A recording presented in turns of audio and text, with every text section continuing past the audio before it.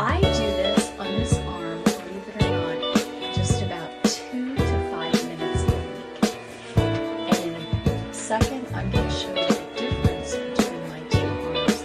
I've just done this one arm because I want to make sure that everybody can tell the difference. Why am I smiling? Because you have got to look at this arm. Look it. There's no jiggle when I wiggle. Sadly, look at this arm. There is a lot of jiggle when I wiggle. Now you're probably saying to yourself, is she just holding her hand different on each side? No, I'm not. Look at the way I'm wiggling my fingers, just so you think that I'm not trying to trick you. Can you see the difference? Look at that.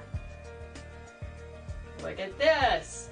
Imagine what it's going to do to your neck, to your tummy, to your inner thighs, to your outer thighs, to your... Oh yeah, you can use it everywhere. This is the most awesome thing on the planet.